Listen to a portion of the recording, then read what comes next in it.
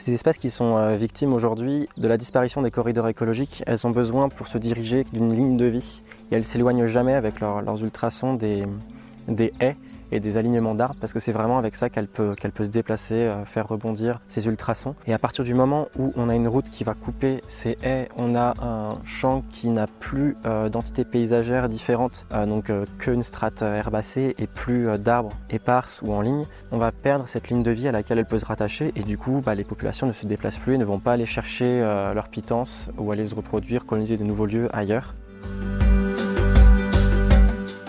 Le fait de rajouter de la diversité d'arbres et de végétation et tout ça, ce qui fait qu'on va avoir plus d'espèces qui vont pouvoir venir vivre et du coup on va avoir une présence, une capacité alimentaire du milieu qui va être plus large dans le temps, ce qui fait que les chauves-souris vont prendre peut-être l'habitude de rester plus longtemps. Moi, ce qui me fascine, c'est sur certains chantiers castors où on est en train de mettre des coups de pelle et on a déjà des libellules qui commencent à pondre devant nous alors qu'il n'y a pas encore les végétaux qui ont poussé. Je pense qu'elles ont capté que la végétation allait très vite exploser et que les larves pourront faire leur cycle et émerger l'année prochaine.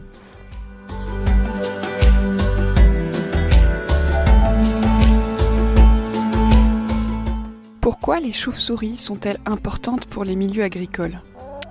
Comment favoriser leur présence ?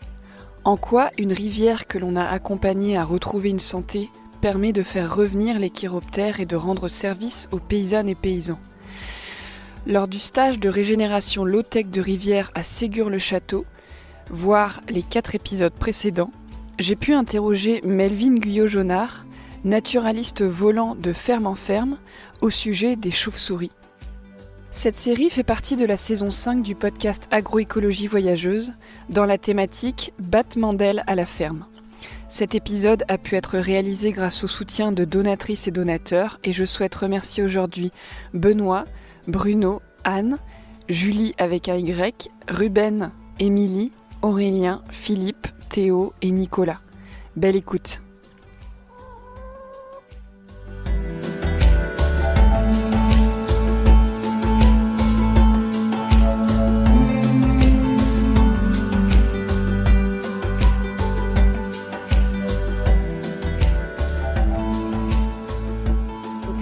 Aux fermes de Ségur. Hier soir, tu as pu aller faire ton petit tour pour observer l'impact des ouvrages Castor qu'on a fait hier. Ouais, la première nuit avec un ouvrage Castor sur la ferme de Ségur. Est-ce que tu peux nous dire déjà, en quelques heures, est-ce que cet ouvrage Castor a eu un impact déjà sur la vie ? Ouais, c'est assez impressionnant, c'est toujours aussi fou la réponse. Là, il faut se dire qu'on est début avril, donc le printemps commence tout juste à arriver, donc on a encore plein d'espèces où les adultes, notamment chez les insectes, ne volent pas encore. Donc il n'y a pas tout le potentiel de ce qu'on pourrait avoir sur la ferme qui est en activité.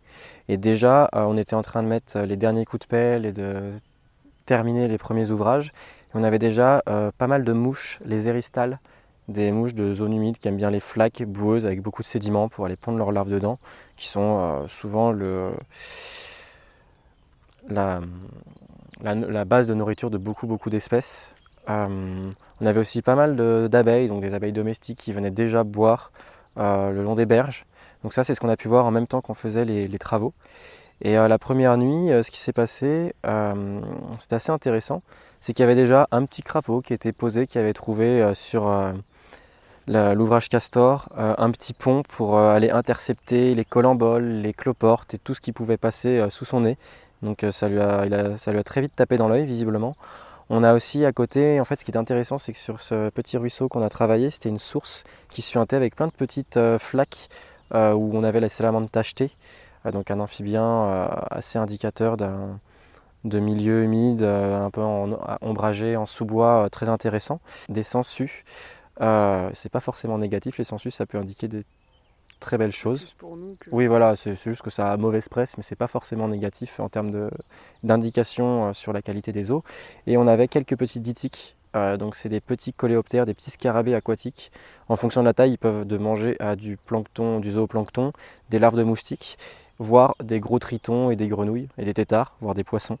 Ça dépend de la taille. Donc là on avait des petits ditiques qui mangent plutôt du zooplancton ou des larves de moustiques qui étaient présentes sur les mares à côté, et en passant de nuit, parce que souvent ces insectes-là passent de mare en mare la nuit, avaient déjà commencé à coloniser les bassins qui ont été créés grâce aux ouvrages Castor.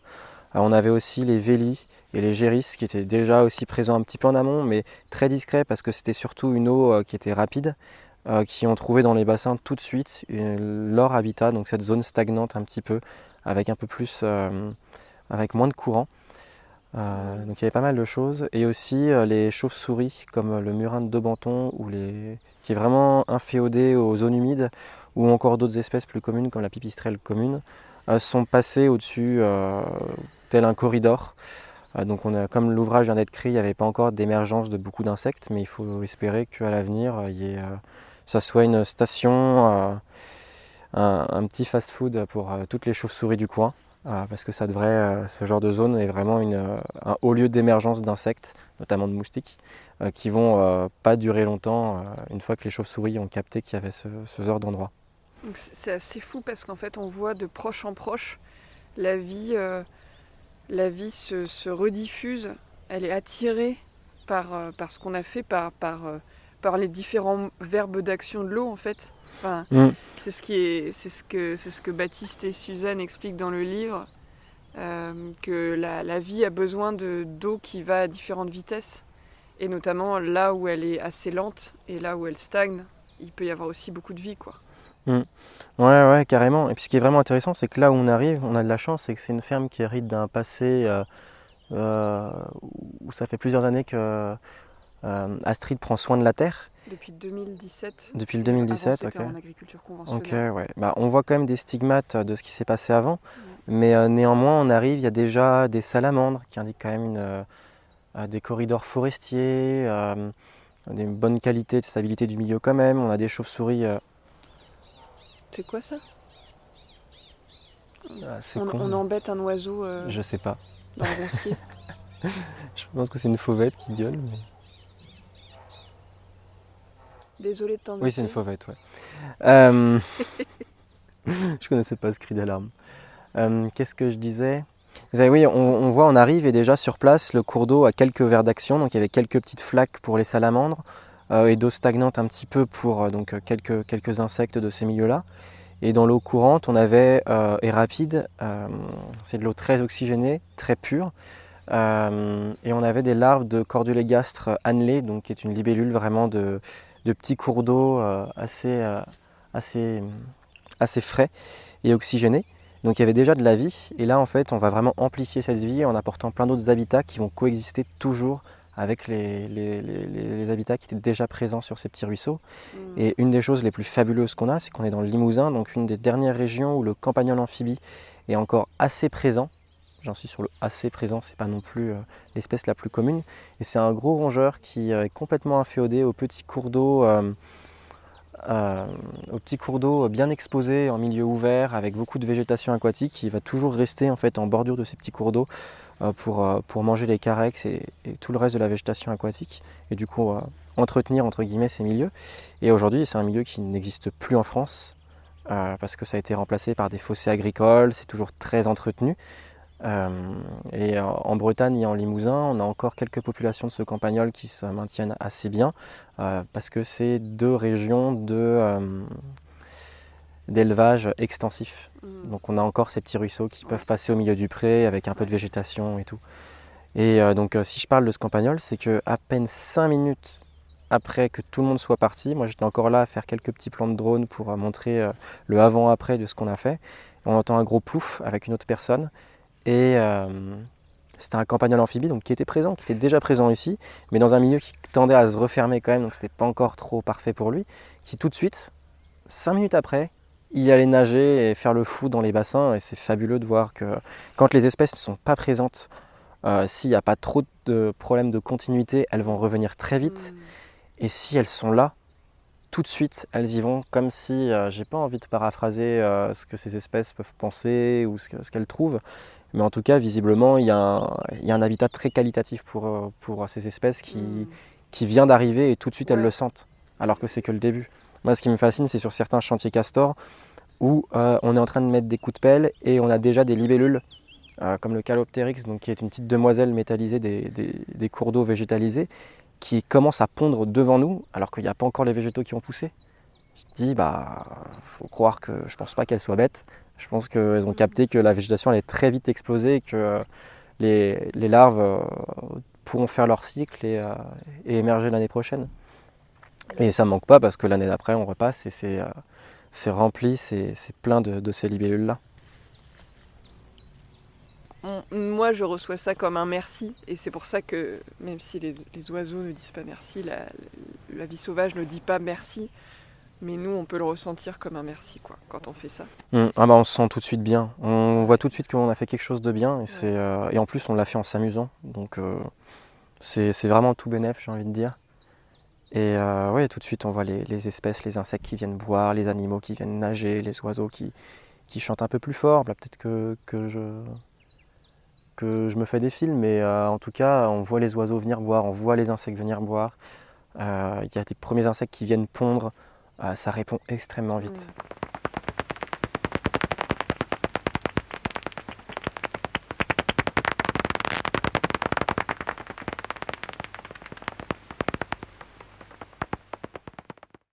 Pipistrelle de Cules, enregistré dans le Lot. Du coup, tu as parlé des chauves-souris tout à l'heure. Hier soir, on écoutait un petit peu les chauves-souris dans l'enceinte du château, où il y avait pas mal de diversité avec les vieilles pierres et tout ça. Pour un agriculteur, une agricultrice qui aujourd'hui nous écoute, qui a un petit peu entendu parler des chauves-souris, mais sans vraiment s'y intéresser de près, aujourd'hui, de ce que tu as vu aujourd'hui, et puis de tes connaissances, des fermes que tu as vues, de ton souhait aussi futur, peut-être un jour de devenir paysan, on en avait parlé. Pour l'instant naturaliste volant dans les fermes, comme dit Suzanne. Est-ce que tu pourrais raconter un peu quelques anecdotes pour que les fermes puissent mieux comprendre comment les chauves-souris peuvent revenir, notamment en lien avec l'eau, et puis qu'est-ce que ça apporte à la ferme en fait d'avoir une diversité de chauves-souris sur la ferme? Alors déjà, je vais peut-être répondre à la question la plus simple sur la diversité de chauves-souris. Il y a plein d'espèces de chauves-souris en France. Il y en a des petites, des grosses, des moyennes. Et chacun va avoir aussi son spectre d'ultrasons avec lequel elle va émettre. C'est comme ça d'ailleurs que la nuit, quand on ne les voit pas, on peut les identifier. Et en fait, cette diversité de taille de chauves-souris et d'ultrasons, c'est que chacun va être spécialisé dans la chasse à un type d'insecte très précis. Enfin, plutôt qu'un type d'insecte, ça va être un intervalle de taille d'insecte. Et du coup, les toutes petites pipistrelles avec des dents très très fines, vont vraiment manger à fond tout ce qui est moustique et micro-lépidoptères, donc micro-hétérocères, donc tout ce qui est souvent les pyrales, ce qu'on appelle souvent des papillons ravageurs, mais pas que. Les chauves-souris un peu plus grosses vont être sur des papillons un peu plus gros, et on peut avoir donc des grosses chauves-souris comme les noctules et les sérotines qui vont vraiment aller manger des gros scarabées, des gros coléoptères. C'est assez impressionnant, et des gros papillons de nuit. Une chauve-souris européenne pèse de 4 à 19 grammes et mange en une nuit de chasse l'équivalent de 1/3 ou 1/4 de son poids en insectes. Sachant qu'un moustique pèse environ 1 mg, une pipistrelle de 5 grammes pourrait ainsi manger jusqu'à 2000 moustiques en une nuit. On estime que pendant les périodes d'allaitement, les chauves-souris insectivores peuvent consommer jusqu'à 120% de leur poids en insectes en une seule nuit. Or, parmi leurs proies, se trouvent des insectes que l'on dit ravageurs des cultures telles que la mouche de l'olive, la processionnaire du pin, le carpocaps de la pomme, le ver de la grappe et d'autres êtres vivants que je ne cite pas ici. Donc en fait, c'est toujours ça, c'est que cette diversité d'espèces, chacun s'est adapté, chacun a sa niche, a son régime alimentaire très spécifique. Et plus on arrive à accueillir ce spectre de diversité de chauves-souris, on va avoir tout un lot d'interactions qui va se faire. Si on n'a que des pipistrelles sur la ferme, les chauves-souris vont interagir qu'avec une partie des insectes nocturnes qui vont voler et pas l'ensemble de ces insectes. Ensuite, aussi, chaque chauve-souris va avoir, même si des fois c'est très compliqué à percevoir avec l'œil humain, elles vont toutes avoir un habitat très spécifique. Je pense notamment hier au château de Ségur, on a eu la chance d'entendre des petits et des grands rhinolophes, qui sont des espèces tantôt je les retrouve dans des petites cavernes et des grottes très humides. Des fois, là comme dans le château de Ségur, elles sont dans des caves assez ouvertes et assez fraîches. Elles ont plein d'habitats, mais en tout cas elles aiment bien ces milieux cavernicoles pour passer la journée. Et ces espèces qui sont victimes aujourd'hui de la disparition des corridors écologiques, elles ont besoin pour se diriger d'une ligne de vie et elles ne s'éloignent jamais avec leurs ultrasons des haies et des alignements d'arbres parce que c'est vraiment avec ça qu'elle peut se déplacer, faire rebondir ces ultrasons.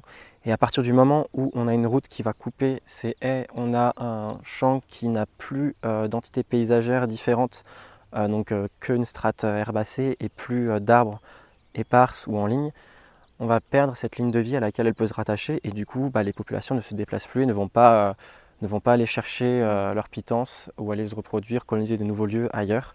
Finalement, je rebondis sur ce que tu dis, mais finalement d'avoir un ruisseau arboré, ça fait la ligne de vie plus les moustiques, oui, c'est ça. Plus les petites bêtes à choper, quoi. On ramène tout en fait, on ramène tout un cycle.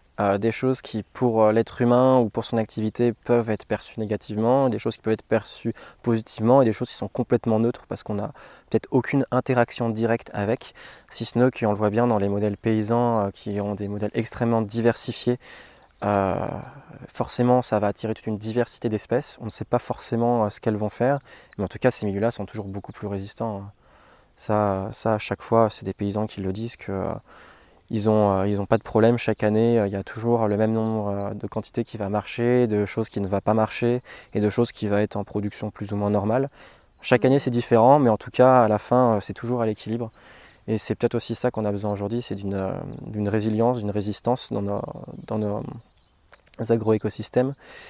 Et c'est cette diversité qui va l'apporter.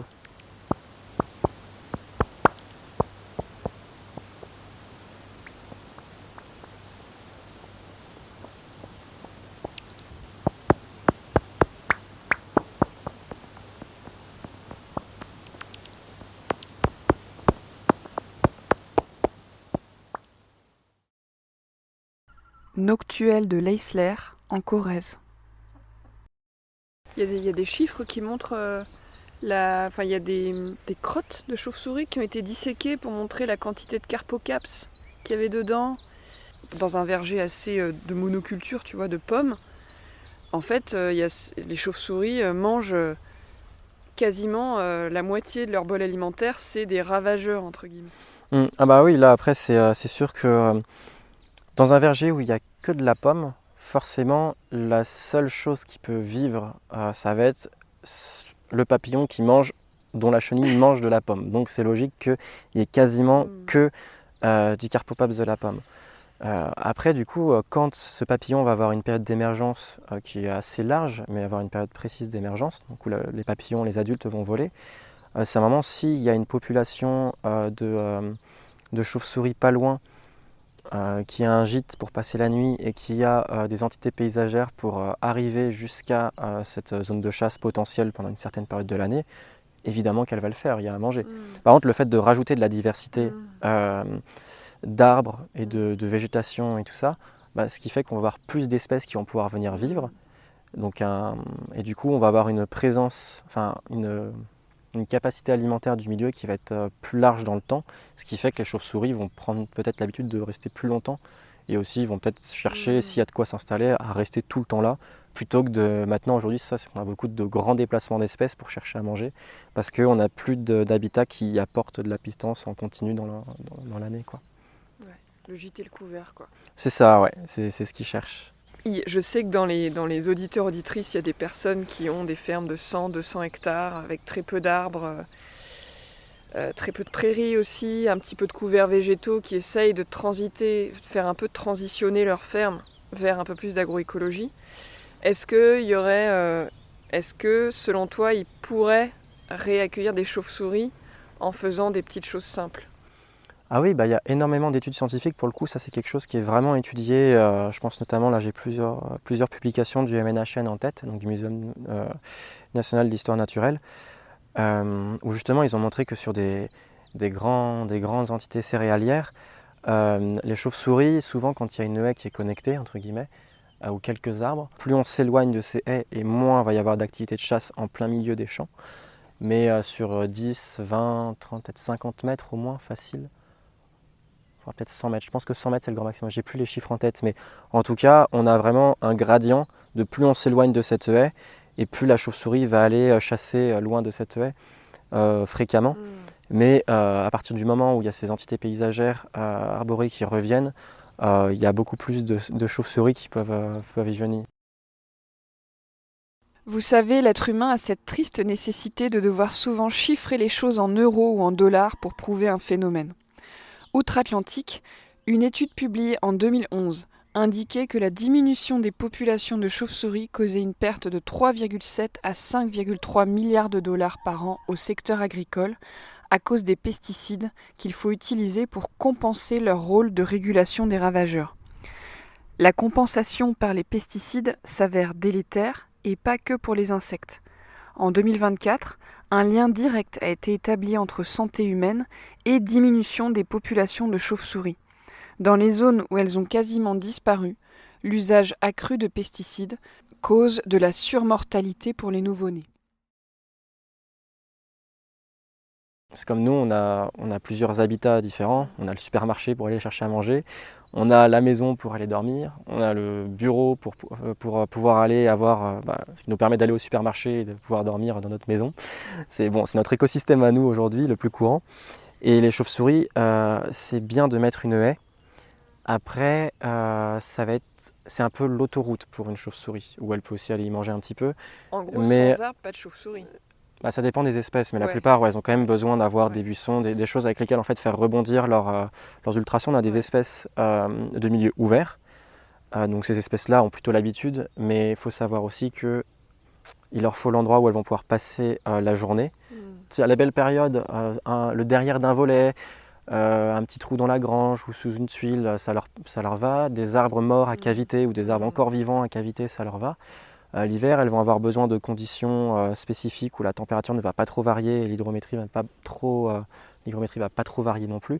Donc il faut vraiment se dire qu'il y a plein de paramètres qui font que la chauve-souris va pouvoir venir. Ce n'est pas parce qu'on plante un arbre qu'on va pouvoir avoir de la chauve-souris.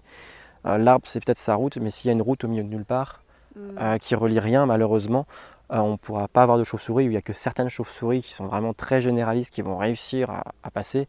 Et encore, ça ne va pas être un endroit très, très accueillant pour elles, donc elles ne risquent pas d'y passer.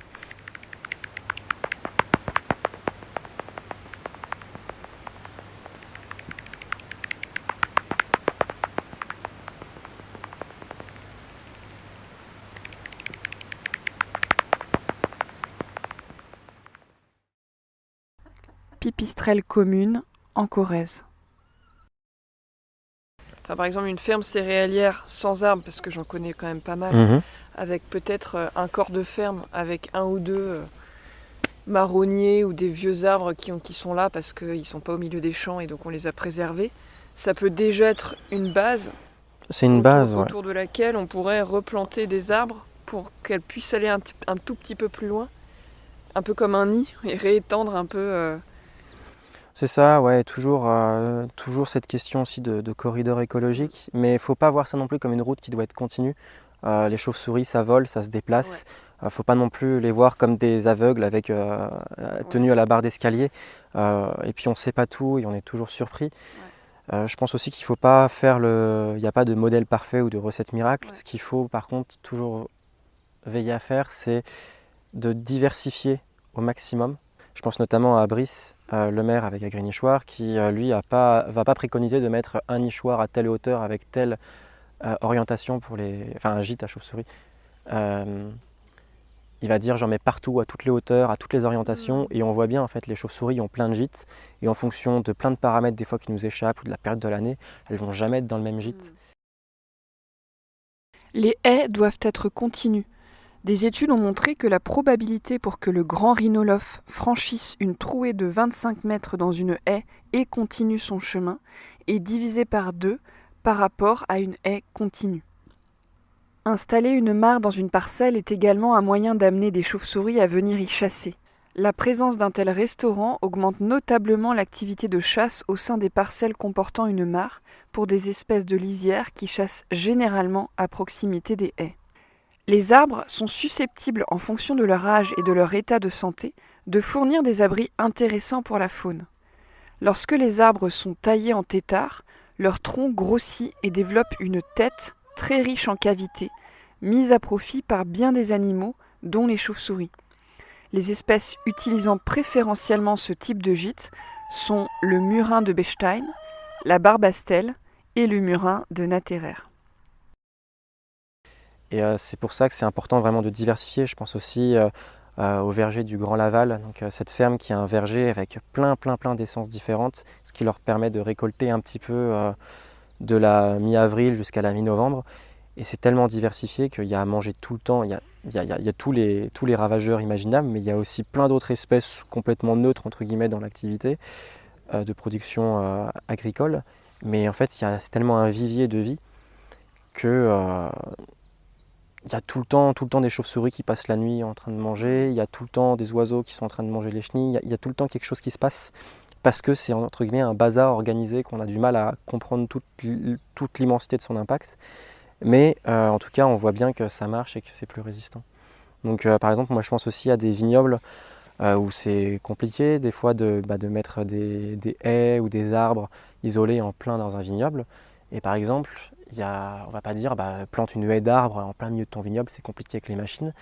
Et il y a un truc tout bête qui a été fait, c'est que le mieux, il y a un cep de vigne qui disparaît, qui est mort, voilà, qui est remplacé par un petit arbuste local. Et le mieux, c'est encore de mettre plusieurs arbustes locaux différents. Et il est taille comme un cep de vigne. Sauf que du coup, ça nous fait des pseudo-haies dans les rangs. Il n'y a pas de contrainte avec l'activité viticole.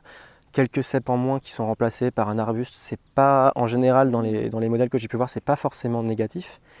Et pourtant, c'est des pseudo-haies qui vont apporter la diversité dans le vignoble, qui vont apporter un support de vie différent, des espèces différentes. Et ce qui fait qu'en général, les chauves-souris, on les voit... juste les chauves-souris, on les voit déjà utiliser ça. Donc il n'y a pas de... Toute action peut avoir un effet. Mais juste qu'il faut toujours veiller à ce qu'on fait, essayer de le diversifier et de le faire au plus local possible, le plus en lien avec le contexte local. Et pour terminer, si les gens ont des questions à te poser, des conseils à te demander peut-être pour leur ferme, ils peuvent te contacter directement? Ah oui, complètement. Après, je suis censé faire un site internet, mais la saison de terrain commence, les beaux jours arrivent, il n'est toujours pas en ligne. Mais on peut retrouver mon contact, je suis joignable. J'ai une adresse mail, j'ai des réseaux sociaux, faut pas hésiter. Ok, je mettrai ton mail dans la description de cet épisode. Ok. Merci.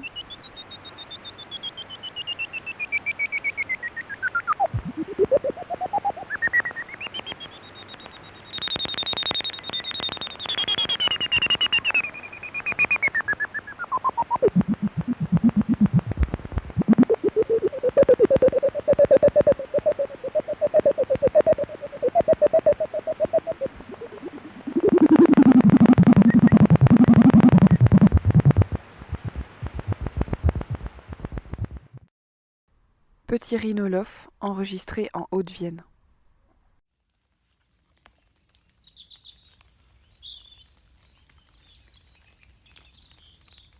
Et voilà, cet épisode est terminé. Merci à Melvin et à Michel Barato, auteur de nombreux ouvrages sur les chauves-souris, d'avoir accepté que j'utilise ces enregistrements que vous avez entendus. Vous trouverez dans les notes de l'épisode diverses ressources, lectures et podcasts pour approfondir votre connaissance des chiroptères. Je vous propose maintenant de prendre un temps d'intégration et de respirer quelques secondes ensemble afin d'intégrer les informations clés avec lesquelles vous souhaitez repartir et de continuer à être inspiré. On va faire 3 cycles de respiration sur 4 temps à l'inspire et 4 temps à l'expire. C'est parti. Inspire. 2, 3, 4. Expire. 2, 3, 4. Inspire. 2, 3, 4. Expire. 2, 3, 4. Inspire. 2, 3, 4. Expire. 2, 3, 4. Alors, comment vous sentez-vous ? Quels sont les 3 apprentissages avec lesquels vous repartez suite à cette écoute ? Si cet épisode vous a plu, je serai très heureuse d'avoir vos retours via un commentaire sur Spotify, YouTube ou encore sur mon mail opaline@agroécologievoyageuse.com. Pour aider à la diffusion de ce podcast, vous pouvez mettre 5 étoiles sur votre plateforme d'écoute ou encore l'envoyer à 3 personnes qui pourraient se nourrir de cette écoute. Le podcast Agroécologie Voyageuse est indépendant. Vous pouvez soutenir les prochains épisodes en faisant un don sur le lien Tipeee en description de l'épisode. À bientôt et pensez à mettre les mains dans la terre. Elle en a grand besoin et ça vous fera beaucoup de bien.